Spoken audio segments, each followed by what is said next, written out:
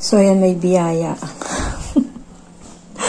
Galing dun sa asawa ng anak ni Ima. Galing ngayon dito, kakauwi lang.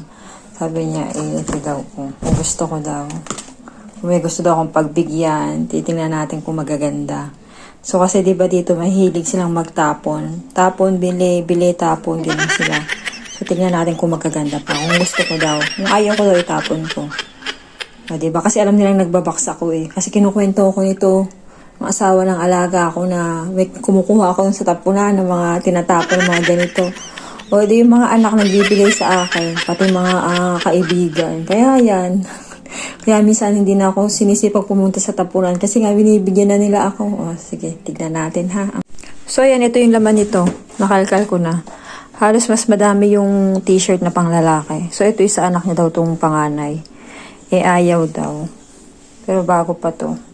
Ang bili daw niya ay 79.90. So, pag tinays mo to sa pera natin, nasa 1,000 din siya. Nasa 1,1.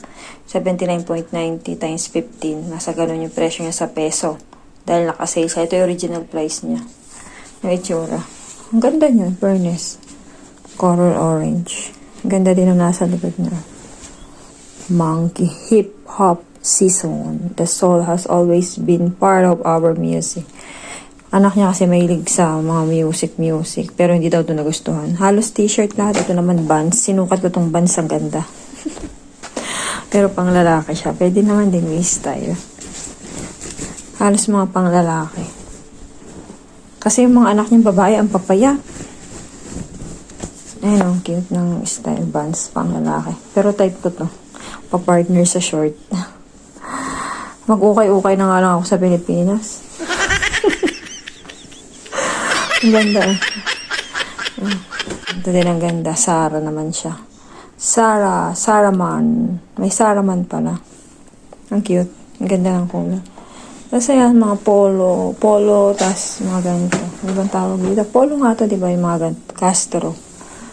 Pang lalaki din. Castro. Ganda. Halos mga pang lalaki. Ang gaganda. Yun lang, meron din sando. Ito, ako na lang tong sando. Dami kong biyaya. Makapag-ukay-ukay na sa Pinas. Diba? Sinong may gusto, follow nyo lang ako. Basta, mamimili na lang ako bigla-bigla. Walang pasabi.